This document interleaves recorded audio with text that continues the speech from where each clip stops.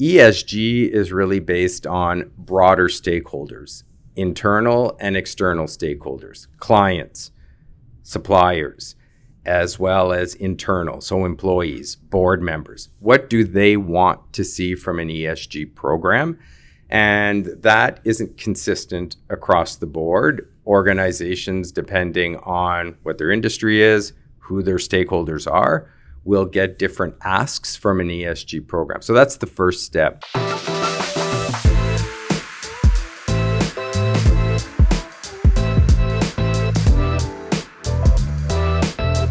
Hello everyone, today I'm with Pierre Taillefer of BDO. Pierre is the National Sustainability and ESG Leader. How are you today, Pierre? I'm good.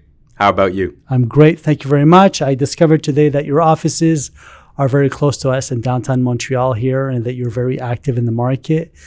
For us, ESG in real estate has been, in the headlines for about 2-3 years. For you, it's been even longer. Could you explain your position and your the company, please? Sure. So BDO is number 5 in Canada, audit, tax, and advisory. I lead BDO's go-to-market team for consulting services for all of Canada. I'm also responsible for our internal ESG program. And ESG, as we know it now, has been around for 2 or 3 years. Prior to that, so in my previous life in another firm, I led what was called corporate social responsibility, which became corporate responsibility, which has transitioned into ESG. And so the overall, in my title, sustainability is how to be a sustainable organization. And now that is defined by environmental, social, as well as governance programs. Interesting. So we know in the ESG, we know a lot about the E. Could you explain a bit the E and how it applies to, say, building owners across Canada right Sure, now? Absolutely. So, how it applies to building, environment. And principally under environment, we talk about greenhouse gas emissions, a footprint, as well as strategies for reduction. So decreasing energy consumption that ultimately results in greenhouse gas emissions. Also water utilization, as well as waste and waste management. That would be under the E. Under social diversity, what we see a lot of is diversity, equity, and inclusion as being one of the key programs, as well as supply chain, as much from a greenhouse gas emissions perspective as from a child labor, forced labor perspective, and how you manage that risk in supply chain. And finally, on the governance side, whistleblower, code of ethics, board composition, upper management remuneration, data privacy, and cyber. So sustainability is the overall umbrella. How that actually happens is through programs that are under the environment, under social, or under governance. And that's going to apply to real estate owners in terms of how they build and how they manage. And so using more energy efficient equipment, using more energy efficient assets in also how they construct. So construction methods, as well as the parts that are used to construct, and then how the building is used throughout its useful life. HVAC systems, for example, and having intelligent HVAC systems and systems that are less energy that consume less energy. Interesting. So how would you put in place a ESG business case, for example, for shareholders, for regulatory bodies, for managing teams? You usually need a business case that you need to sell to these people and make sure that. So how do you put that in place, and how is your role through BDO? So right now there is no. Often in my career, I've seen that regulation has driven organizations to move. Right now, there is no regulation in Canada that says you need to have an ESG report. So BDO, as well as myself, it's really a practical implementation to ESG. Looking at or starting to think about how to integrate ESG, environment, social, and governance concepts in how an organization is managed. So look at what are the risks of not acting on ESG? What are the opportunities? And so when I go out to a client, ESG is not something that is, well, it is something that is right to do, but I would say the majority of organizations that I talk to are not doing this because it's right to do. It's because there's a business reason to do it. So there is financing available through government programs for green investments, and also because lenders of capital throughout Canada are starting to revisit their investment portfolios, who they lend to, and they want to lend and what they call impact investing. So it's building a business case, organization. What happens if you don't? Well, if you don't look at how you manage your building and how you consume energy, you are going to have higher costs than you otherwise could if you have more energy efficient equipment. And then on the other side is there are opportunities to help finance being a more responsible organization. So for me, the business case is what are the risks of not moving? What are the opportunities? And then evaluating what you do. Interesting. If we're going across the globe right now, we're looking, say, at our European friends or our American friends. Are there any tendencies that we could learn from that are going to be applied eventually to Canada? Absolutely. And I would say more in Europe than in North America. So start with what's called the Corporate Sustainability Reporting Directive is a requirement for European companies that they need to report on ESG programs. And in Europe, it's not a question of being public or private. It is a question of how many employees you have and what your revenues are. And eventually needing or the requirement to report on ESG will touch organizations with 250 or more employees. So that's fairly small organizations that need to report on the Corporate Sustainability Reporting Directive and on different programs. Like I talked about greenhouse gas, diversity, equity, and inclusion, and a number of different governance programs. That's happening in 2024, the initial implementation, where auditors are going in. Well, regardless of the audit, actually, the organization needs to submit reports to regulatory agencies on their compliance with the requirements to report on ESG. That is also relevant for an organization in Canada that sells into Europe, again, depending on certain thresholds. Europe's way ahead of the game.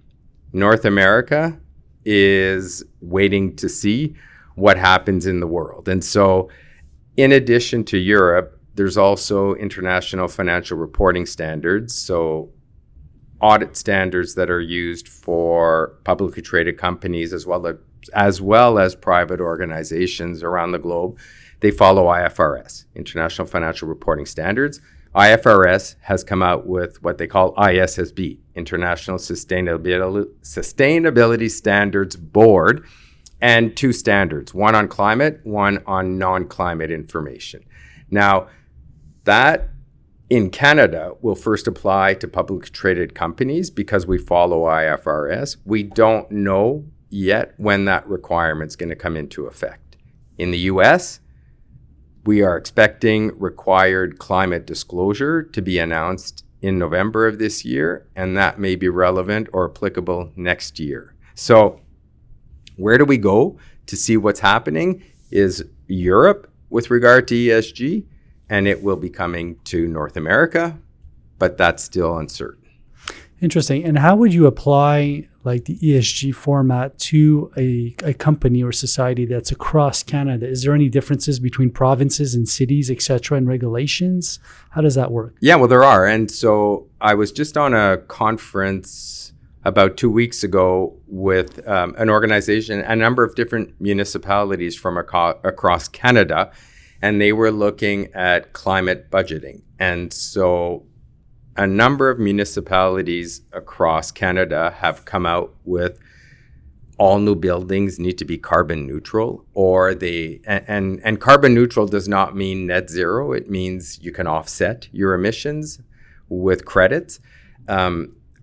Montreal, certain building depending on size, the owners need to be able to report on the greenhouse gas emissions of the building. And so requirements at the municipal level are different depending on size of buildings is what I've seen so far. And then provincial, there are investment tax credits as well as research and development tax credits by province. And then at the federal level, also programs that are available to help with investment in green programs, green technologies, green windows. So an organization that I was working with a little while back, a not-for-profit, wanted to retrofit windows.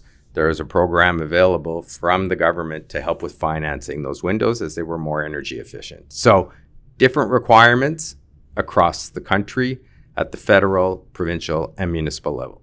Interesting. So a customer comes to see you right now and doesn't know necessarily where to start. Of course, if they have multifamily or industrial or office spaces, they could start with the E portion of it. Sure. How do you direct them when the first meeting? How do things usually pan out within the next 2-3 weeks following the first meeting? Also, that depends on the organization. I would say in our initial conversations or discussions, because there's no one regulatory requirement right now, an ESG program is all based on stakeholders. So it's no longer just financial reporting is pretty much shareholders or relevant stakeholders like the bank.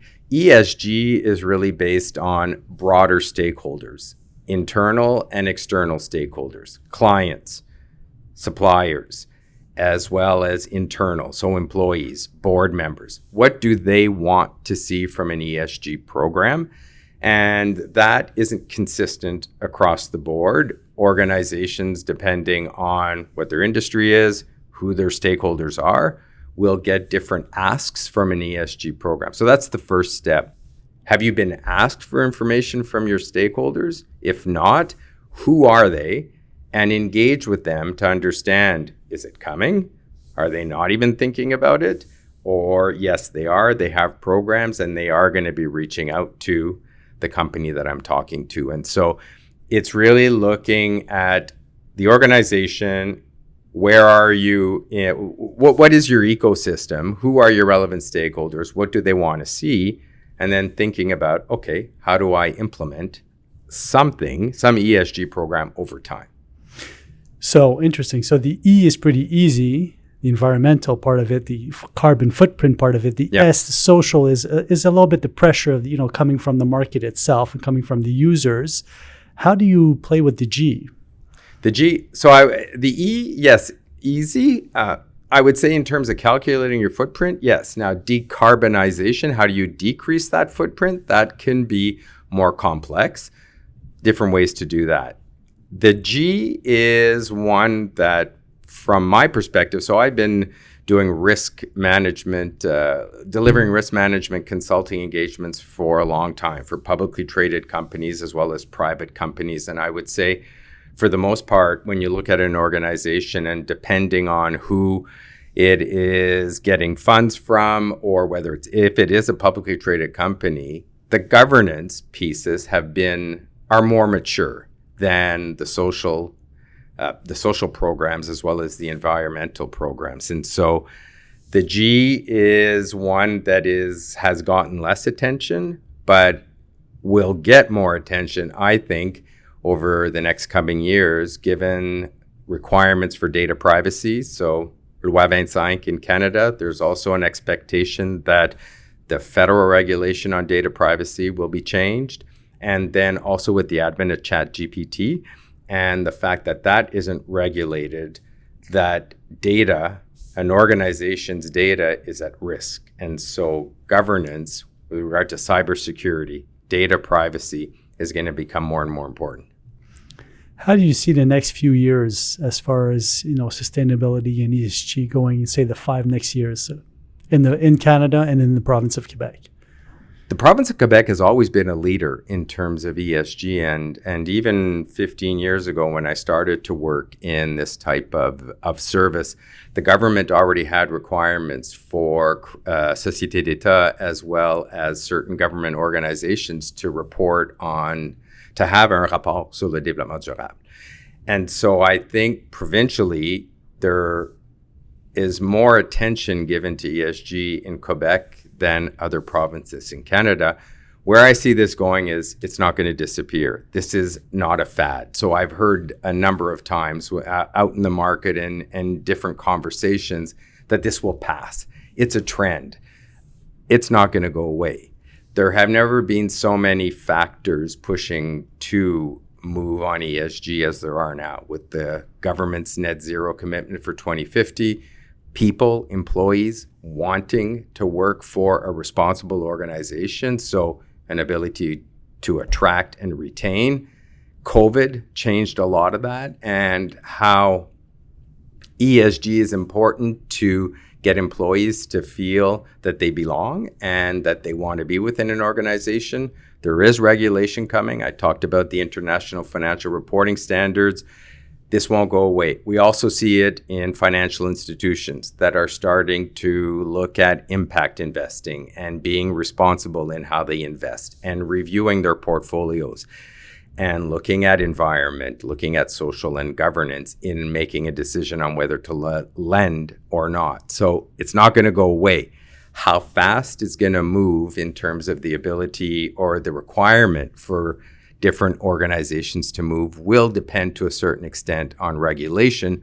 I think it's time to think about it now. It's really a business transformation, and it can be cost effective, operationally effective as well, in addition to being or having less of an impact on the environment. We could feel not the limitations, but the regulation, basically the rules that are put in place by the CHMC in the banking system right now, which are basically controlling the affordable side of transactions and the affordable side of financing in transactions. So I'm guessing that the banking system would be probably one of our first hits here in our business. The lenders, yes, the lenders, for sure. How do you feel? Do you think that provinces like British Columbia and Ontario that have more of an international influence coming in, are those provinces more inclined right now to make those changes? Do we feel that pressure coming from the international coming in to Canada right now?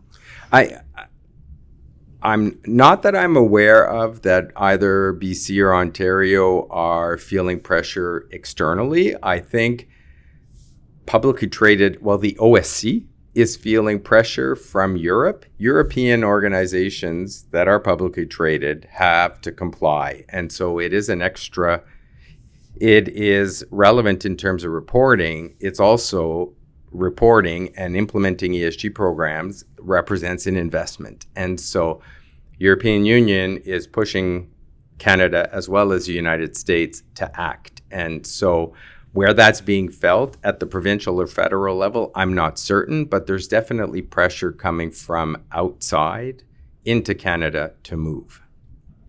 Super. Thank you very much, Pierre, for your time today coming in. Where could we reach you? To the BDO site? BDO.ca. Look at ESG, the ESG landing page. I'm there, as well as Pierre Taillefer on LinkedIn. Reach out. I am free anytime to talk. Thank you. Thank you very much, Pierre. Take your time in the current market where things maybe are slower to get these plans implemented and put in place. Thank you very much for your time. Thank you.